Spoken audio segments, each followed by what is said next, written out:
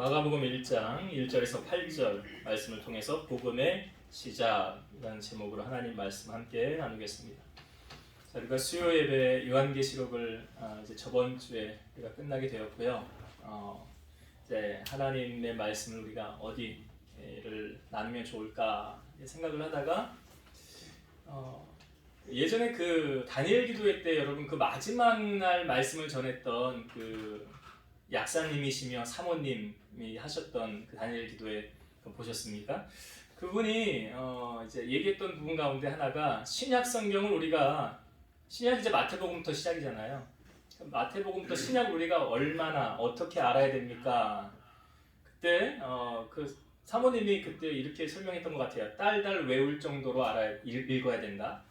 딸딸 외울 정도로. 그러니까 성경을 그러니까 멀리하지 말고 가까이 하고 내 것으로 삼으라는 거죠.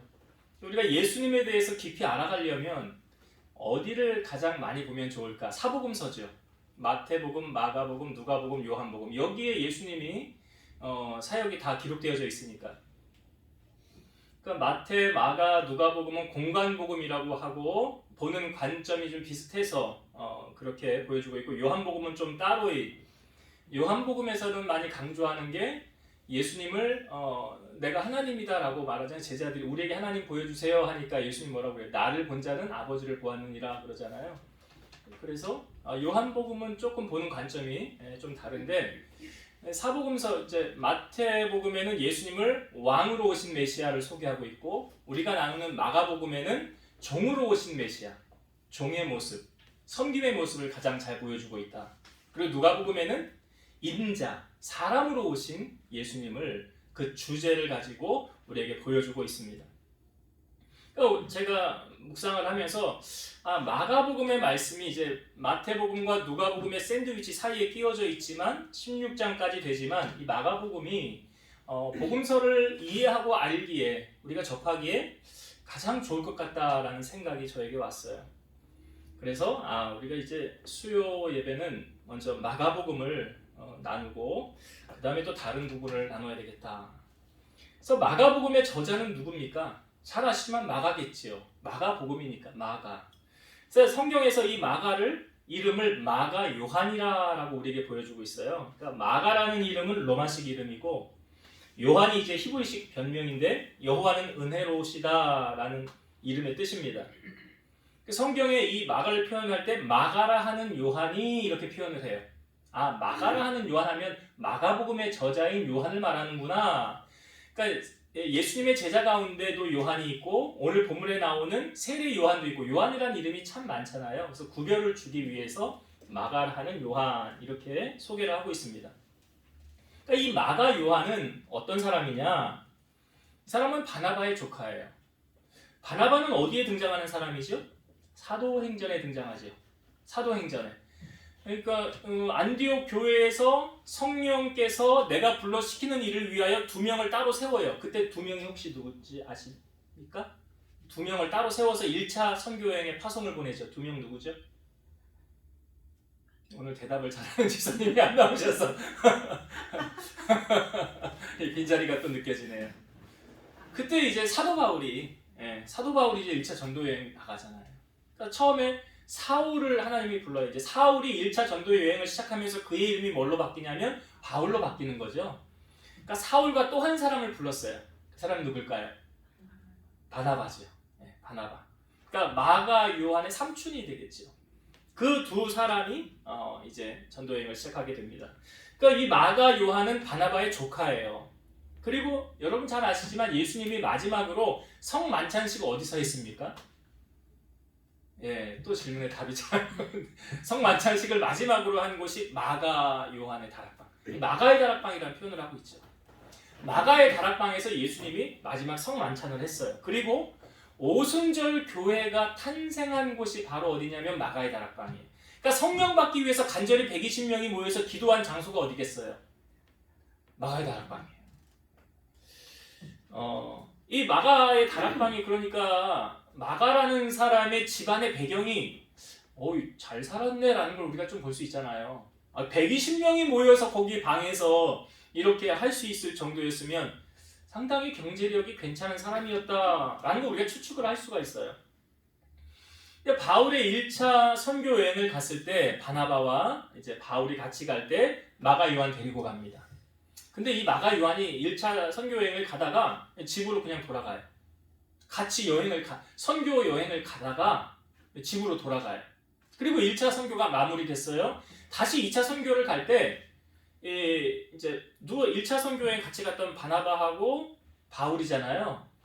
근데 바나바는 마가 요한 데리고 가자 그럽니다. 근데 사도 바울이 노 했어요. 안 돼. 왜요? 그런 이유가 무엇입니까? 걔 1차 선교여행 갔다가 어떻게 했는지 봤잖아. 돌아갔잖아. 그때 좀 철이 안 들었는지 마가 요한이 어떤 배경인지는 정확하게 우리에게 보여주고 있진 않지만 이 마가 요한 때문에 바나바하고 바울하고 다퉈요. 갈라섭니다. 주의 일을 하다가 갈라서는 거예요. 누구 때문에? 마가 요한 때문에. 마가 요한 때문에 갈라서서 사도 바울은 다시 실라라는 사람을 데리고 2차 선교여행을 시작하게 되는 걸 볼 수가 있어요. 근데 사도 바울이 나중에 마가 요한을 자기가 로마에 있을 때 그 요한을 데려와라 이런 표현이 있어요. 그는 내게 유익한 사람이라. 그런 표현을 하고 있습니다. 그러니까 나중에 마가 요한이 어떻게 좀 은혜를 더 받아서 이렇게 변화되어졌는지 그런 과정은 정확하게는 모르겠으나 아무튼 나중에 사도 바울은 이 마가 요한을 내게 꼭 필요한 사람이다 라고 말을 하고 있어요. 이 마가 요한은 이제 이 전승에 따르면 그 예수님이 파송한 70 제자 중에 한 사람이었을 것이다. 그리고 애굽의 지중해 연안의 항구 도시인 알렉산드리아 교회의 창시자고 이 마가복음을 기록한 직무에 그 후에 아마 알렉산드리아에서 순교당했을 것이다. 사복음서 중에 마가복음이 가장 빨리 기록이 되었죠. 67년에서 70년 사이에 기록이 되어졌으니까요. 이렇게 이제 마가 요한을 성경에서 우리에게 이렇게 보여주고 있는데요. 마가복음의 구성 요소는 그러니까 큰 제목의 단락만 잠깐 보면 처음에 예수님의 세례로 시작이 되고 그 다음에 예수님께서 갈릴리에서 사역을 하시고 그 다음에 북방 지역에서 사역을 하시고 베레아 지방에서 사역을 하시다가 예루살렘에 이제 입성을 하시죠. 예루살렘에 입성하신다는 것은 이제 마지막 사역의 완성을 이루기 위해서 그리고 예수님의 순환과 죽음에 대해서 보여주고 있고 그리고 부활과 지상 명령을 하시는 것으로 마가복음이 우리에게 소개되어지고 있어요. 자, 오늘 마가복음 첫 시간인데요. 이 앞부분의 이 단락을 함께 은혜를 나누고자 합니다. 자, 마가복음이 1장 1절이 어떻게 시작이 됩니까? 제가 제목을 복음의 시작 이렇게 했는데 1장 1절 다시 한번 볼게요. 1장 1절이 우리에게 주는 메시지가 있어요. 하나님의 아들 예수 그리스도의 복음의 시작이라. 하나님의 아들 예수 그리스도의 복음의 시작이라. 예수 그리스도의 복음의 시작. 여러분, 복음이라는 게 뭐라고 그랬어요? 복된 소식. 누구 소식이에요? 예수님 소식이죠. 그러니까 성경은 누구의 이야기로 가득 차 있습니까? 성경은 예수님의 이야기로 가득 차 있는 거예요. 구약과 신약이 이렇게 나뉘어져 있는 구분도 그렇죠. 예수님의 오심과 예수님 오시기 전으로 나뉘어져 있는 거예요. 미국에서 이제 그 시상식 같은 것을 하면 배우들이 이렇게 오도록 길을 이렇게 쫙 깔아놓는 게 있죠. 그걸 뭐라고 합니까? 레드카펫. 네, 레드카펫. 이 레드카펫의 용도가 뭐예요? 레드카펫의 용도는 주연 배우들을 빛나게 하기 위해서 조연의 역할을 하는 게 레드카펫이에요. 그 레드카펫 아무나 밟고 지나갈 수 없잖아요. 그 시상식에 초청된 사람들만 밟고 지나가는 거 아닙니까? 그런 것처럼 예수님을 더욱 빛나기 위해서 조연으로 등장한 사람이 있어요. 그 사람을 오늘 우리에게 소개시켜주고 있습니다. 누굽니까? 세례 요한이에요. 세례 요한이에요. 세례 요한은 철저하게 자기가 주연이 아니다, 나는 조연이다 라고 말하고 있어요. 이사야 40장 3절 보면 외치는 자의 소리여 너희는 광야에서 여호와의 길을 예비하라 사막에서 우리 하나님의 대로를 평탄하게 하라. 여호와의 귀를 예비하기 위해서 광야에 외치는 자의 소리가 있었대요. 누구의 소리입니까? 세례 요한의 소리예요. 그래서 세례 요한을 광야에 외치는 자의 소리다라는 표현을 하고 있어요. 말라기 마지막 장인 4장에 그 5절, 6절에 엘리야를 소개시켜주고 있는데 그 엘리야가 누구냐? 말라기 4장 5절. 보라, 여호와의 크고 두려운 날이 이르기 전에 내가 선지자 엘리야를 너희에게 보내리니. 여기서 말하는 선지자는 바로 세례 요한을 말하는 거예요. 그러니까 말라기의 마지막 부분에 세례 요한을 등장시키고 예수님이 오시기 전에 그 길을 준비하기 위해서 보냄을 받은 사람이 누굽니까? 세례 요한이에요. 그러니까 세례 요한은 철저하게 자기가 주인공이 아니다. 나에게 주목하지 말아라. 나는 광야에 외치는 소리일 뿐이다. 그래서 세례 요한이 거듭 강조하는 게 뭐냐면 나에게 포커스 맞추지 마. 내가 주인공이 아니야. 그러면서 세례 요한이 소개하는 분이 누굽니까? 자, 오늘 본문의 7절과 8절을 다시 보겠습니다. 오늘 본문의 7절과 8절. 그가 세례 요한이 전파하여 이르되 나보다 능력 많으신 이가 내 뒤에 오시나니 나는 굽혀 그의 신발끈을 풀기도 감당하지 못하겠노라. 나는 너희에게 물로 세례를 베풀었거니와 그는 너희에게 성령으로 세례를 베푸시리라. 이게 지금 누구 얘기하고 있는 거예요? 세례 요한이? 예수님이 이야기하고 있는 거예요. 그러니까 세례 요한도 하나님의 능력을 받아서 그 능력을 행했어요. 세례 요한도 그 제자들이 있었어요. 병 고치는 사역도 하고 능력도 나타냈어요. 그런데 예수님은 나하고 비교조차 안 된다는 거예요. 그러니까 철저하게 자기를 비우고 나는 주인공이 아니다. 나는 그분이 오실 길을 준비하는 사람이다 라고 말하는 거예요.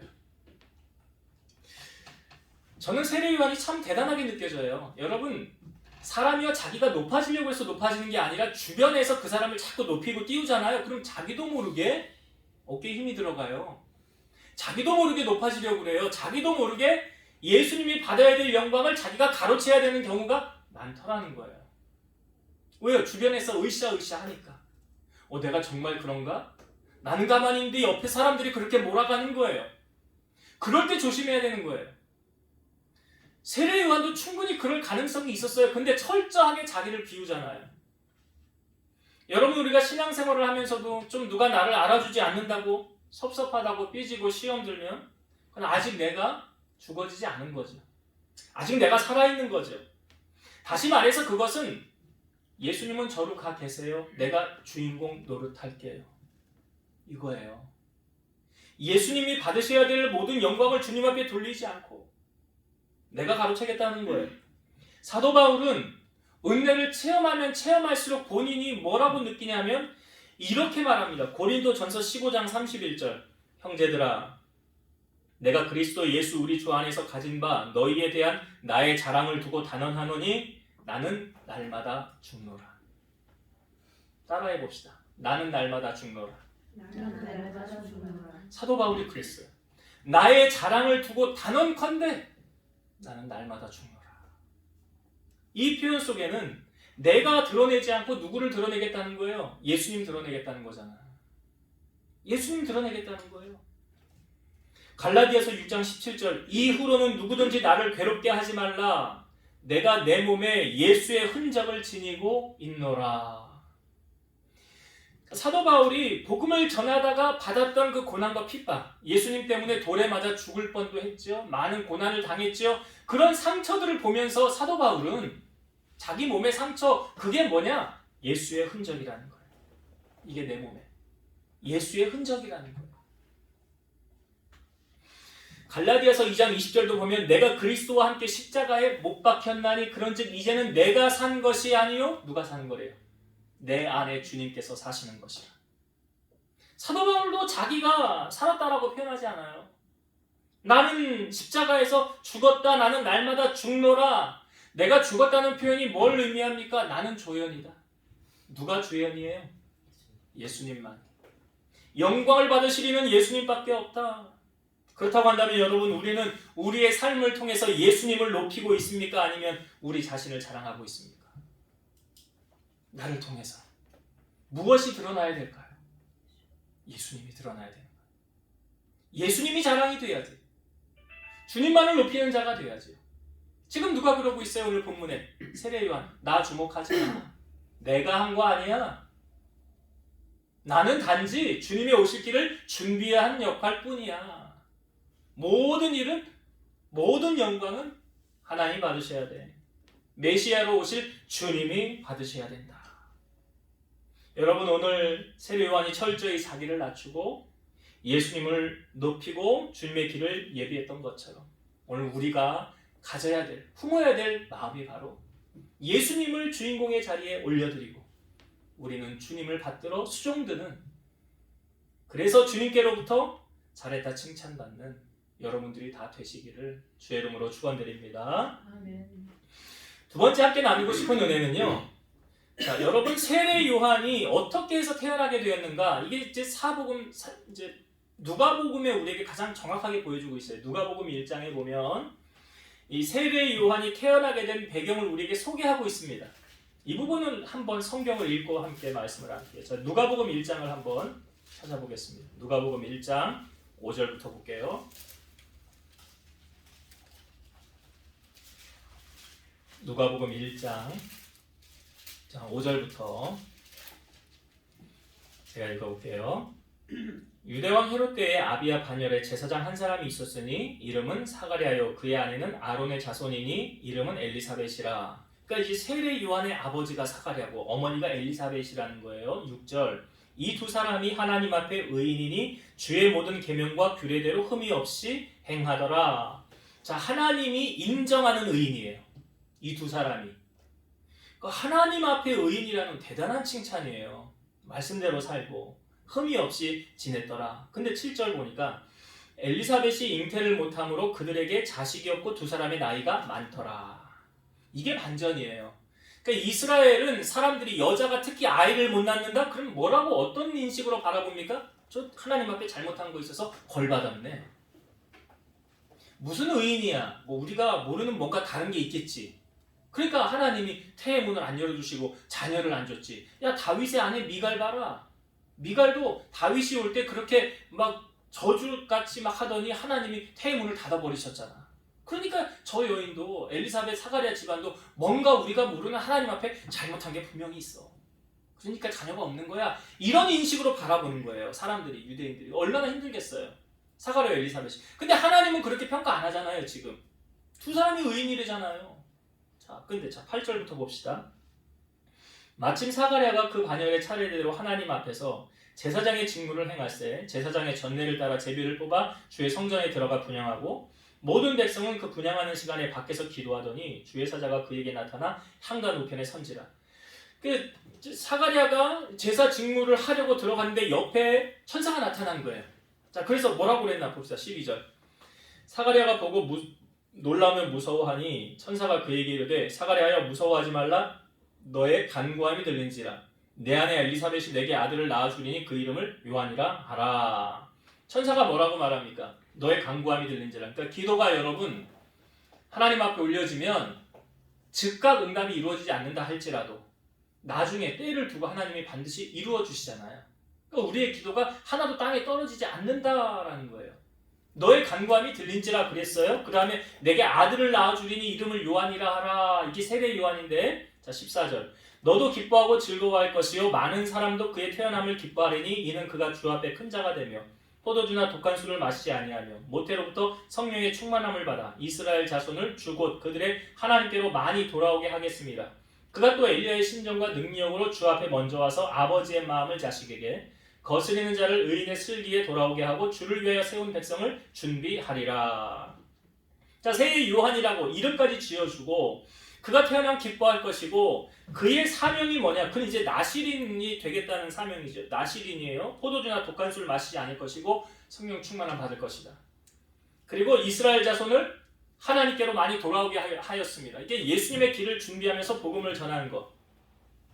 그리고 사람들의 심령을 주께로 돌아오게 하겠다. 이게 이제 요한이 태어나기 전에 하나님께서 이제 세례 요한에게 주어지는 이게 뭐냐면 사명이라는 거예요. 사명. 여러분 사실 세례 요한은 태어날 수 없는 사람이었죠. 성경에 말하자면 7절에 엘리사벳이 잉태를 못함으로. 원래는 태어날 수 없는 그런 사람인데 하나님께서 세상에 보내주셨다는 거예요. 근데 하나님께서 세상에 보내주시면서 무엇을 주셨습니까? 세례 요한에게 사명이라는 걸 주셨어요. 사명. 여러분, 우리도 하나님께로부터 난 사람들이라고 한다면 하나님께서 우리에게 반드시 주신 사명이라는 것이 있어요. 사명이라는 것이 있어요. 여러분, 물건을 하나 만들 때도 그 물건의 목적, 용도가 있습니까? 없습니까? 있죠. 어느 것 하나 허투루 만든 것이 없어요. 다 자기 사명이라는 것이 있어요. 물건도 그렇습니다. 하물며 하나님의 형상대로 지음을 받은 우리들은 하나님이 주신 사명이라는 것이 있을까요? 없을까요?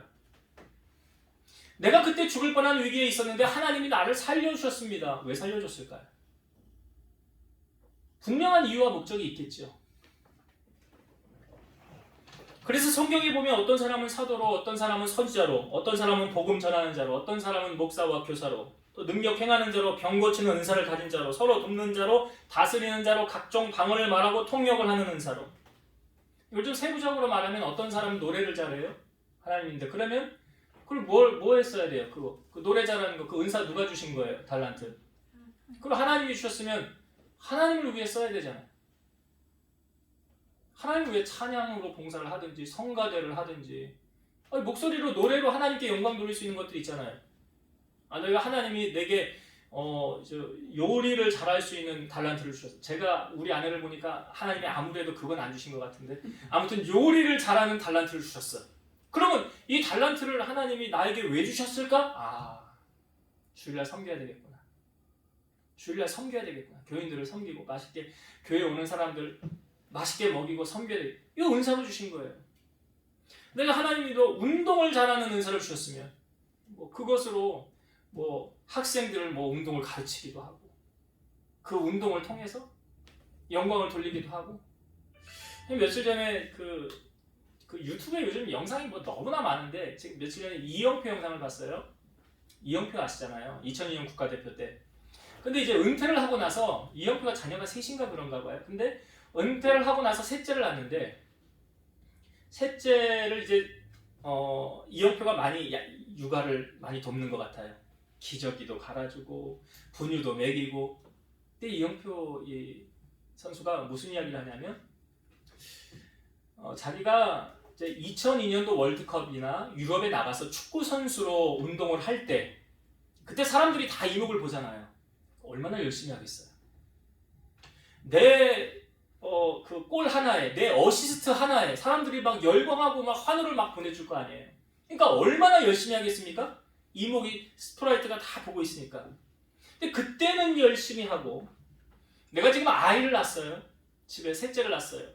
그 아이를 양육하고 기저귀를 갈고 분유통을 삶고 분유를 먹이고 하는 거, 이거는 축구장에 나가서 축구하는 거하고 비교했을 때 어떤 게 더 중요한 거죠? 아이 키우는 게 중요한 거예요. 아이 키우는 게 중요한 거예요. 그분이 무슨 이야기를 하냐면, 하나님이 보실 때는 똑같이 보신다. 많은 사람 운동장에서 나를 다 쳐다보고 있을 때 내가 뛰는 거 하고, 아무도 안 보는 곳에서 혼자 아기 기저귀 갈고 분유 먹이고 우유통 씻고, 하나님은 그것을 똑같이 보시더라. 그게 그분이 깨닫는 거예요. 깨닫는 거예요. 우리는 사람들이 많이 초점을 맞추는 거, 드러나는 일엔 열심히 하고, 아무도 알아주지 않으면 대충대충 하려는 인간의 기질이 우리에게 있지는 않습니까? 근데 하나님은 그렇게 평가하잖아요. 그러니까 다윗을 왕으로 세울 때도 하나님이 어떻게 해서 다윗을 세우셨습니까? 우리의 양을 취하는 것을 보고, 근데 성실함과 공교함을 내가 보았느니라. 그러니 너 양 잘 치더라. 내가 내 백성을 너에게 맡겨도 되겠더라. 거기 인정받는 거잖아요. 거기 인정받는 거예요. 그러니까 여러분, 하나님이 우리에게 주신 달란트, 나는 달란트가 없는 것 같은데요? 없기는요, 못 찾은 거죠. 아니면 찾아도 안 쓰는 거죠. 몸으로라도 봉사를 할 수 있고요. 뭐든지 할 수 있어요. 특별히 다른 사람보다 좀 더 잘하는 것들이 있다고 한다면 그것을 가지고 주님을 위해서 섬기면 되는 거예요. 그래서 맡은 자들에게 구할 것은 뭐래요? 충성이라. 여러분, 세례 요한 나올 수 없는 사람이에요, 세상에. 근데 하나님의 역사로 그를 세상에 보내셨어요. 그리고 그에게 사명이라는 것을 주셨어요. 이 사명이 주님이 오실 길을 준비하는, 주의 길을 곧게 하는, 많은 사람들에게 복음을 외치는 그런 사명이 사도 바울에게 있었어요. 그렇다고 한다면 오늘 사도 바울에게만 사명을 주셨겠는가? 오늘 우리에게는 안 주셨을까요? 오늘 우리에게 주신 사명은 없을까요? 예수님이 마지막 유언에 하신 말씀, 이게 모두에게 해당되는 사명이에요. 사도행전 1장 8절. 오직 성령이 너에게 임하시며, 그러니까 권능을 받고 예루살렘과 온 유대와 사마리아와 땅끝까지 이르러 내 증인이 되리라. 모두에게 주신 사명이에요. 예수님의 증인된 삶. 그리고 주님이 우리를 구원하시고 너로 말미암아 너의 입술을 통해서 내가 드러나기를 원하느니라. 내가 증거되어지기를 원하느니라. 주님이 주신 사명이에요. 그리고 다른 것들로 내가 할 수 있는 것으로 섬기는 거죠. 오늘 세례 요한의 모습을 보면서 주님이 오늘 나에게 주신 사명은 뭔가 우리 자신 한번 돌아보길 원해요. 내가 물질로 부유하면 물질로 교회 많이 섬기시고요. 다른 재능을 하나님 많이 주셨으면 그 재능으로 하나님 섬기시고요. 내가 잘할 수 있는 뭔가를 하나님이 내게 주셨다고 한다면 그것은 하나님을 위해서 쓰라고 내게 맡기신 것이다. 이게 달란트예요. 그 사명을 감당하길 바라요. 자, 말씀을 정리하고 마치도록 하겠습니다. 여러분, 오늘 복음의 시작, 예수 그리스도의 복음의 시작이라, 복음의 시작이 누구를부터 소개되어져 있습니까? 세례 요한이었죠. 그래서 세례 요한은 나중에 예수님이 오셨을 때 보니까 세례 요한의 제자들이 있었어요. 능력을 행하는 사람이었어요. 그런데 철저하게 자기가 주인공 하려고 하지 않았어요. 교회에서도요, 자꾸 주인공 하려고 하지 마세요. 뭐 영화도 물론 주연 배우가 있지만 이 주연 배우를 더욱 빛나게 하는 건 누가 더욱 빛나게 합니까? 조연 배우들이에요. 조연 배우들이 롱런하는 경우가 많아요. 세례 요한도 예수님이 주연이고 세례 요한은 철저하게 조연 배우였어요. 자기는 드러내지 않고 예수님만을 높이길 원했어요. 오늘 우리가 신앙생활을 하면서 가장 조심해야 될 게 무엇입니까? 나 알아주지 않는다고. 왜 나 안 알아주냐고. 나 이렇게 열심히 섬기고 헌신하고 봉사하는데 왜 나 안 알아주냐고가 아니라 사도 바울이 말했던 것처럼 나는 날마다 죽노라. 자기의 존재를 드러내지 마시고 예수님만을 드러내는, 그래서 마지막까지도 그냥 예수님 주연하세요. 나는 예수님만 높이는 조연할래요. 사도 바울, 세례 요한처럼 그렇게 주님 앞에 귀하게 쓰임받는 여러분 되시길 바라고, 두 번째, 세례 요한이 세상에 태어날 수 없는 사람이었는데 그가 세상에 보내심을 받았던 것은 그에게 사명이라는 것을 주어졌다는 사실. 세례 요한의 사명은 철저하게 예수님이 오실 길을 준비하는 사람이었죠. 예수님보다 6개월 먼저 와서 철저하게 주님의 길을 예비한, 그리고 주님의 길을 예비하는 그 사명을 마지막까지 이루어 갔던 사람, 자기를 드러내지 않고 주님을 드러냈던 것처럼 오늘 우리에게 주신 사명이 뭔가, 하나님 나에게 맡기신 달란트는 뭔가, 지금 나는 그 달란트로 하나님의 일을 헌신하고 있는가, 하나님께 영광을 돌리고 있는가, 우리 자신을 돌아보면서 내게 주신 그 사명 잘 감당하여 주님 앞에 섰을 때 잘했다 칭찬받는 여러분들 다 되시기를 주의 이름으로 축원드립니다. 기도하시겠습니다. 살아계신 하나님 감사합니다. 오늘부터 수요예배 마가복음의 말씀을 우리가 나누었습니다. 바로 복음의 시작은 예수 그리스도로부터 시작이 되었습니다. 바로 예수님이 주연이셨고 예수님을 빛나기 위한 조연으로 세례 요한이 준비되어졌습니다. 그는 철저하게 자기가 높임을 받으려고 하지 않고 자기 자신을 비우고 예수님만을 높이려는 세례 요한의 모습을 우리에게 보여주었습니다. 때로는 우리도 주의 일을 한다고 하면서도 하나님께 돌려야 되는 영광을 내가 가로채려고 하지는 않는지요. 나를 알아주기를 원하고 나의 의의를 드러내려고 하지는 않는지 오늘 우리 자신을 보면서 철저하게 낮아지는 모습 속에 사도 바울이 나는 날마다 죽노라, 이제 내가 사는 것이 아니라 내 안에 주님이 사시는 것이라 고백했던 것처럼 우리 사랑하는 성도들의 삶이 이러한 삶의 고백으로 주님만을 높이고 나는 없어지고 죽어지는 복된 삶 되게 하옵소서. 또한 우리에게 주어진 귀한 사명들 따라 나중 주님 앞에 섰을 때에 주님의 평가를 우리가 받을 때에 작은 일에 충성하였다고 잘했다고 칭찬받는 우리 성도들이 다 되게 하시고 내게 맡겨진 그 귀한 달란트 내 것이 아니라 주님께서 내게 맡겨주신 것이오니 주님을 위해서 주님을 기쁘시게 하는데 헌신하고 영광 돌리는 우리 성도들이 다 되게 하여 주옵소서. 예수님 이름으로 감사하며 기도드리옵나이다. 아멘.